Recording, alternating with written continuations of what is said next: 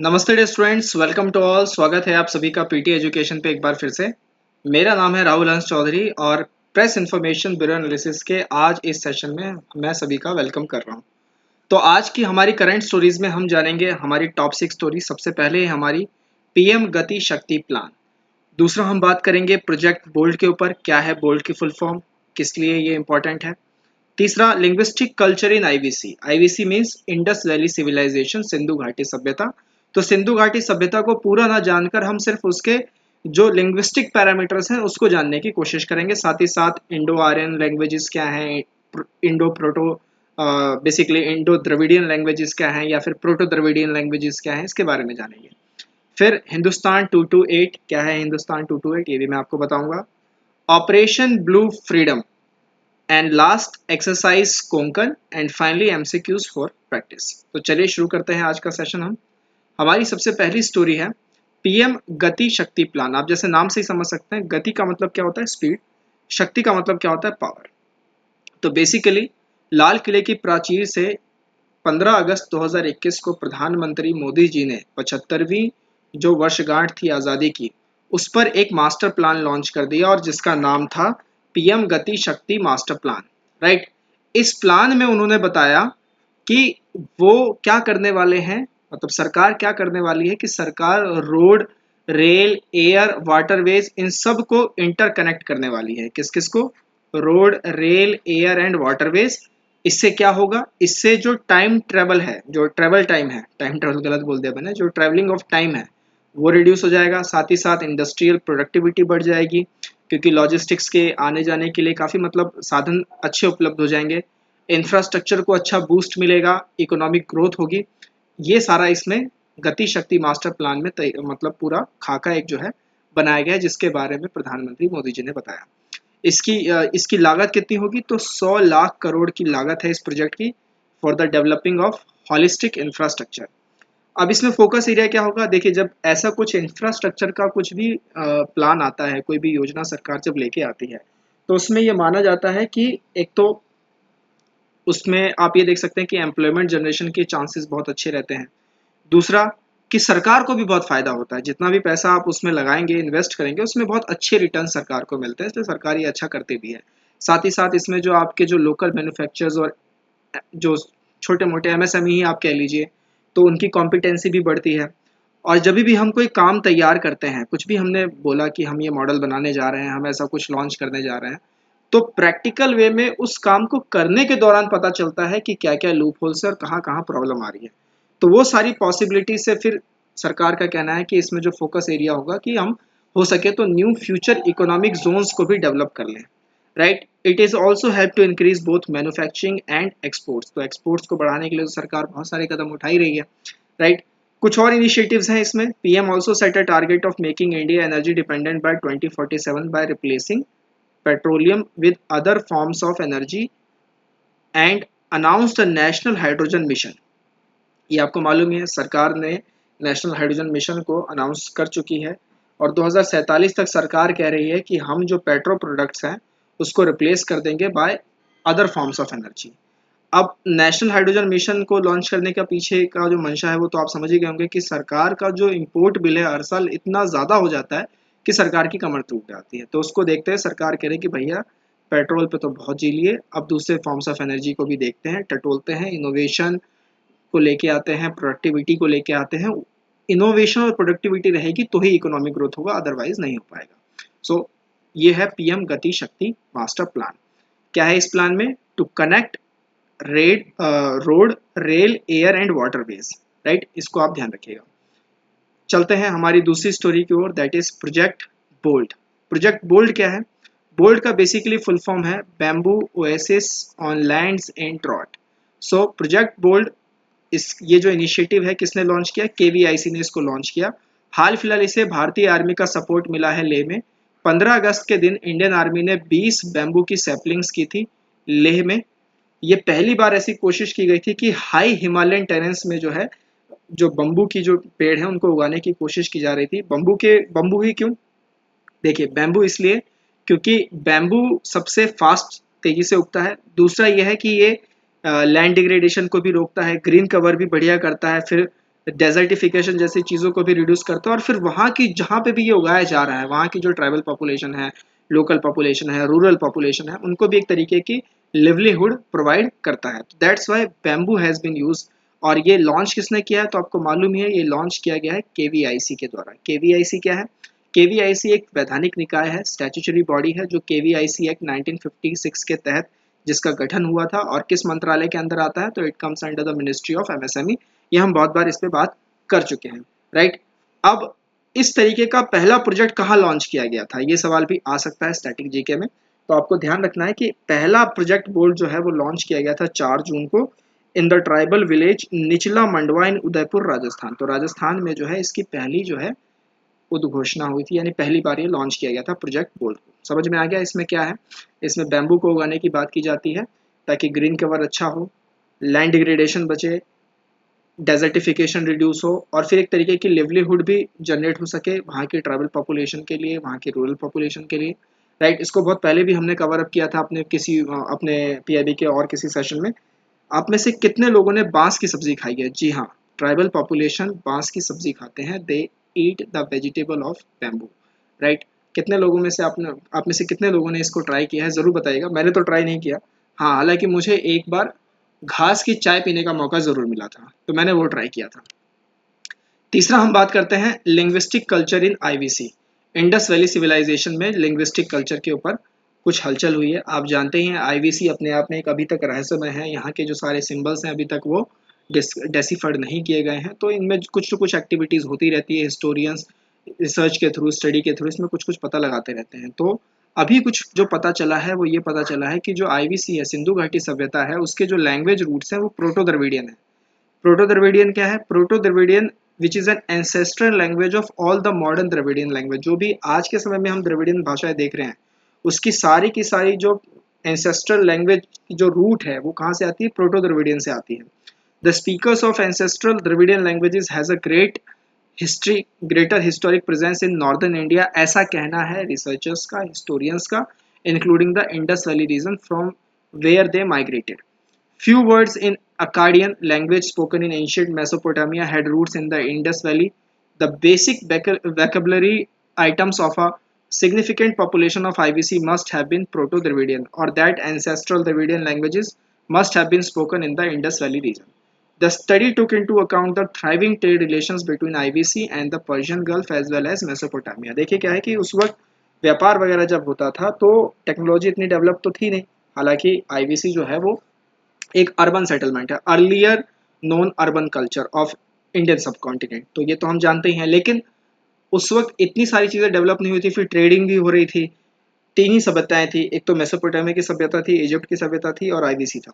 तो ये जब आपस में व्यापार करते थे तो कितना आप मतलब कब तक बात आप नहीं करेंगे, कुछ ना कुछ तो मोड ऑफ कम्युनिकेशन तो होना चाहिए, इशारों इशारों में कब तक आप समझाएंगे, राइट। तो उसको देखते हुए ये जो हिस्टोरियंस है, रिसर्चर्स है, वो ये कह रहे हैं कि प्रोटो द्रविडियन के कुछ रूट्स, कुछ वर्ड्स के रूट्स जो है आईवीसी में मिलते हैं, मेसोपोटामिया में भी मिलते हैं, वहाँ की सभ्यताओं में भी मिलते हैं। मतलब कहीं ना कहीं ये लोग इस लैंग्वेज में बात करते होंगे। Since people of ancient Persia had functioned as intermediaries between Mesopotamia and IVC traders, while exporting IVC's ivory, they had arguably spread the Indic words to Mesopotamia as well. लगे हाँ तो थोड़ा आईवीसी के बारे में जान लेते हैं। आईवीसी आप जानते ही हैं, इनको एक और नाम से जाना जाता है, दैट इज हड़प्पन सिविलाइजेशन।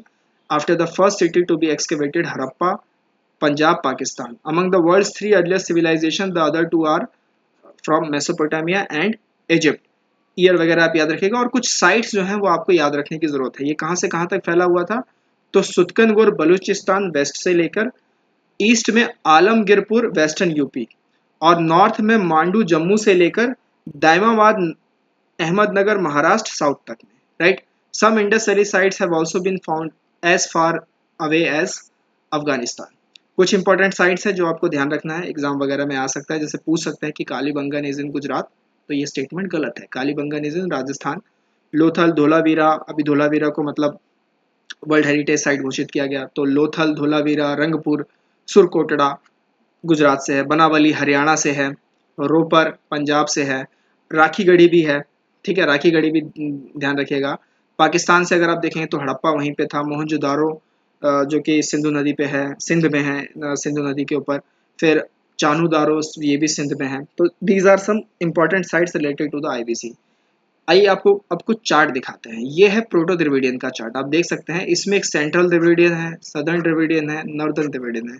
और इनको बोला जा रहा है कि इनके कुछ रूट वर्ड्स ना कहाँ दिखाई देते हैं, आईबीसी में दिखाई देते हैं। सेंट्रल द्रविडियन आप देख सकते हैं इसमें क्या क्या है, परजी है, कोलामी है, नलकी है, मांडा है, कुई है, गोंडी है, कोरगा है, तेलुगु है। फिर सदर्न में आप आएंगे तो तमिल कन्नडा का यहाँ पे आपको दिखता है, तोड़ा, कोटा, मलयालम, तमिल, इरुला, तुलु, कन्नड़ा, कोडागु। और प्रोटो में आप देखेंगे तो नॉर्दर्न के अंदर है कुरुक, माल्टो और प्राहुई।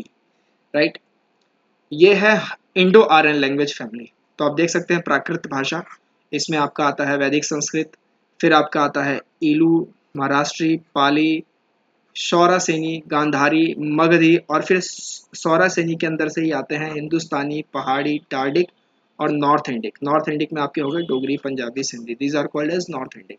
राइट, तो ये आराम से चार्ट को देख लीजिएगा, बहुत ही बढ़िया चार्ट है, कमाल का चार्ट है, ट्री डायग्राम है, काफ़ी मदद करेगा आपकी। चलिए अगले स्टोरी पे आते हैं, that is Hindustan 228 civil aircraft. तो आप समझ ही गए होंगे कि हिंदुस्तान 228 क्या था। Basically it is a civil aircraft. हाल फिलहाल अभी क्या हुआ है कि जो हिंदुस्तान एरोनॉटिक्स लिमिटेड है, उन्होंने एक सक्सेसफुली टेस्टिंग कह सकते हैं कर ली है, ट्रायल्स कर लिया है, टैक्सी ट्रायल्स का, of a commercial aircraft named as Hindustan 228, जिसे DO-228 भी कहते हैं। DO का मतलब क्या है, बेसिकली इसका जो पूरा फ्रेमवर्क जो तैयार किया गया है ना, वो German Dornier 228 defence transport aircraft के बेस पे किया गया है। तो इसलिए इसे DO-228 भी कहते हैं, क्योंकि वहीं से इसकी एग्जिस्टिंग फ्रेम को लिया गया है। 19 सीटर है ये जो सिविल एयरक्राफ्ट है।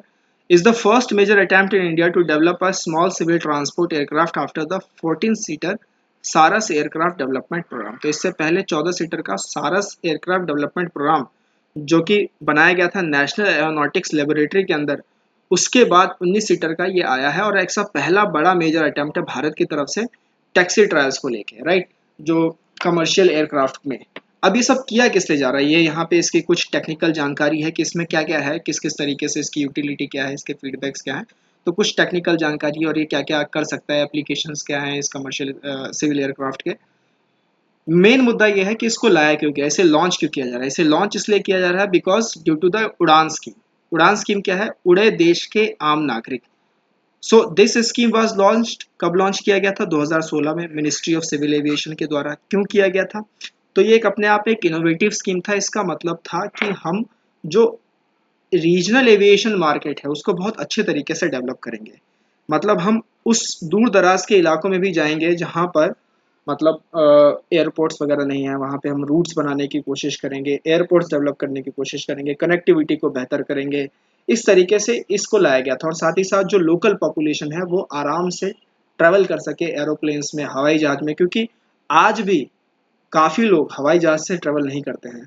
मतलब 10 साल पहले तो अलग ही बात थी कि आपने हवाई जहाज से ट्रैवल किया है, क्या बात, ओ माय गॉड, आपने हवाई जहाज से ट्रैवल किया है, तो कुछ अलग ही सोचते थे। राइट, जैसे अभी कोई पहली पहली बार बैठता है तो सेल्फी वगैरह ले लेता है, तो एक अलग ही फीलिंग आती है, फिर वो लगाते हैं अपने सोशल मीडिया स्टेटस वगैरह, यहाँ वहाँ फर्स्ट टाइम सिटिंग वगैरह वगैरह। राइट, तो उसको देखते हुए सरकार ने बोला कि देखो ये क्या है कि ये एक तरीके की आप कह सकते हैं कि ह्यूमन क्वालिटी जो है, ह्यूमन क्या कहते हैं, ह्यूमन डेवलपमेंट जो इंडेक्स है उसमें भी मदद करेगा। जो क्वालिटी ऑफ लिविंग है वो बढ़ेगा। लोग अगर एरोप्लेन से अगर मतलब यात्रा करें, अब लोग एरोप्लेन से यात्रा क्यों नहीं करते, क्योंकि महंगा बहुत होता है। तो इसी वजह से इन चीज़ों को लाया गया पूरे देश के आम नागरिक। और आप जानते ही हैं the scheme is operational for 10 years. On the commencement of Azadi Ka Amrit Mahotsav, that is India at 75, the Ministry of Civil Aviation proposed about 392 routes under Udan 4.1 bidding process. तो इस वजह से ये सारी चीज़ें जो हैं हमें कमर्शियल एयरक्राफ्ट के तौर पे दिख रही हैं कि इन सब चीज़ों को लाया जा रहा है, और इन सब को एक ही स्कीम के अंदर मर्ज किया जाएगा, दैट इज़ उड़ान स्कीम। तो उड़ान स्कीम आपको ध्यान रखना है, उड़ान स्कीम से सवाल आए हैं और दोबारा आएंगे, बिल्कुल तैयारी अपनी अच्छी रखिएगा। अगली स्टोरी पे हम चलते हैं, that is operation blue freedom. ये जो ऑपरेशन है, ये इसको हरी झंडी दे दी है ministry of social justice and empowerment ने। तो इस मंत्रालय ने इस ऑपरेशन को हरी झंडी दी है। इस मिशन के तहत क्या होगा, इस ऑपरेशन के तहत क्या होगा कि ऐसे लोग दिव्यांगजन पूरे भारतवर्ष में से, उनको लेके जाया जाएगा सियाचिन ग्लेशियर। वहां क्यों लेके जाया जाएगा, क्योंकि इस ऑपरेशन में ये टारगेट ही है, मतलब उद्देश्य ही यही है कि हम एक नया वर्ल्ड रिकॉर्ड सेट करें for the largest team of people with disabilities to reach the world's highest battlefield। अब जो लोग सेलेक्ट होंगे उनकी पूरी ट्रेनिंग होगी। 3 स्टेज में इस ट्रेनिंग को बांटा गया है, राइट। स्टेज 1 में क्या किया गया है, मतलब 3 स्टेज जो इसमें लिए गए हैं, उस 3 स्टेज में क्या क्या है, उस 3 स्टेज में आपके पास है एक्लिमलाइजेशन, राइट। उसके बाद फिर आपकी आती है ट्रेनिंग होगी, फिर उसके बाद आपकी मेडिकल स्क्रीनिंग होगी। तो ये सारे इन्होंने 3 स्टेज बांटे हुए हैं और अलग अलग जगह पे होगा। जैसे कि लेह पे स्टेज 1 परफॉर्म किया जाएगा, सियाचिन बेस कैंप पे स्टेज 2 होगा, नॉर्थ पोलो पे स्टेज 3 होगा, उसके बाद फिर फाइनल टीम को लेके जाया जाएगा। तो ऑब्वियस सी बात है, अगर इन दिव्यांगजनों को, पर्सन विद डिसेबिलिटीज, इनको अगर हाईएस्ट बैटल फील्ड पे लेके जाया जा रहा है तो कोई टीम पीछे इनकी मदद करेगी, इनको ट्रेनिंग देगी, गाइड करेगी अच्छे से। उस टीम का नाम है, that team is known as क्ला। This is a team of armed forces veterans, right. तो क्ला के बारे में थोड़ा सा जान लेते हैं। क्ला global was set up in January 2019 by Major Vivek Jacob, a retired para special forces officer. It was established with an aim of teaching life skills to adventurers and people with disabilities। तो मतलब आप जानते हैं arm forces तो वैसे ही बहुत adventurous होती है, उनकी जॉब, उनकी बातें वो अपने आप में ही बहुत एडवेंचरस होती हैं।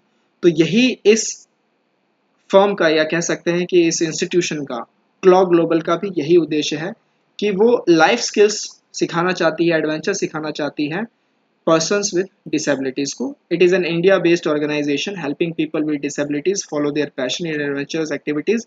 The organization, which stands for Conquer Land Air Water, has worked with people with disabilities across India to help them partake in activities like scuba diving etc। So ये है ऑपरेशन ब्लू फ्रीडम। किससे related है, person with disability से या people with disability से related है। इसमें होगा क्या, सियाचिन ग्लेशियर में इनको लेके जाया जाएगा, वहां पर एक रिकॉर्ड सेट किया जाएगा, न्यू वर्ल्ड रिकॉर्ड सेट किया जाएगा। 3 स्टेज में ये डिवाइडेड है। इसके पीछे टीम कौन काम कर रही है, तो clock global is working behind this operation.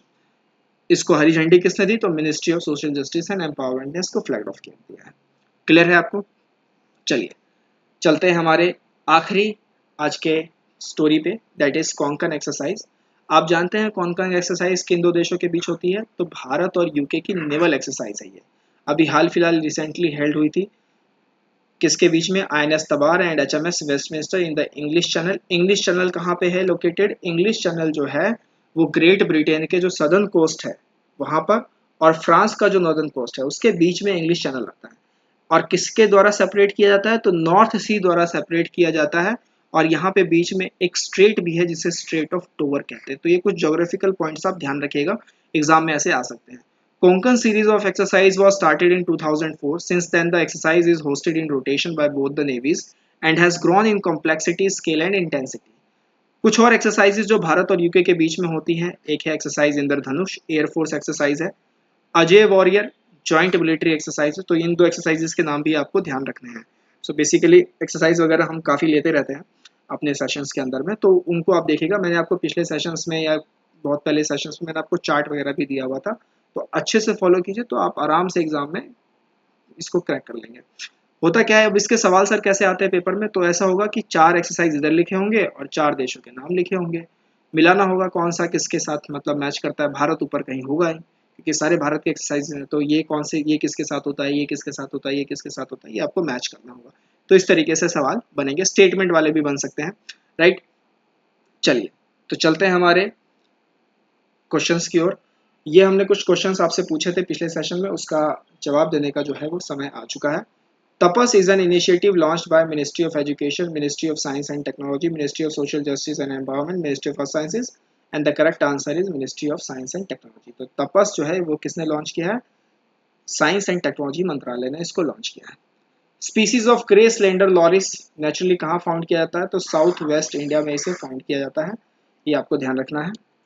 With reference to financial inclusion index, तो आपको ध्यान रखना है फाइनेंशियल इंक्लूजन इंडेक्स को किसने मतलब डेवलप किया है, तो आरबीआई ने इसको डेवलप किया है। ये स्टेटमेंट बिल्कुल सही है, 1 मान लेते हैं इसे, दिस इज करेक्ट। आरबीआई ने हाल फिलहाल में डिजिटल पेमेंट इंडेक्स भी लॉन्च किया था, ये भी आप ध्यान रखिएगा। Base year for financial index, ये स्टेटमेंट गलत है, इसमें किसी भी तरीके का कोई बेस ईयर है नहीं, तो 2 हट गया, 2 हट गया तो ये हट गया, ये हट गया, ये हट गया। The correct option here is option C, this is called as elimination technique. आज के सवाल आपके लिए लाइंड अप कर दिए गए हैं। सबसे पहला है with reference to remission of duties and taxes on exported products scheme. 2 statement है आपके पास कि ये स्कीम जो है मिनिस्ट्री ऑफ फाइनेंस लॉन्च करती है। दूसरा, the scheme aims to ensure zero rating of exports. क्या होगा इसमें सही आंसर, जरूर कमेंट करें। Platform for regulated entities for integrated supervision and monitoring is an initiative being developed by Reserve Bank of India, Securities and Exchange Board of India, National Payments Corporation of India या फिर Indian Banks Association. And finally the Unite Aware platform is launched by India in collaboration with whom? WHO, G20, UN और Arctic council. किसके द्वारा ये launch किया गया है unite Aware platform? आपको इसका जवाब देना है। हम मिलेंगे अगले सेशन में दोस्तों। इसी तरीके से पढ़ते रहें, सेशन को शेयर करें, जितना हो सके दोस्तों को बताएं, पॉजिटिव कमेंट्स करें। See you in the next session. Till then take care. नमस्ते, जय हिंद।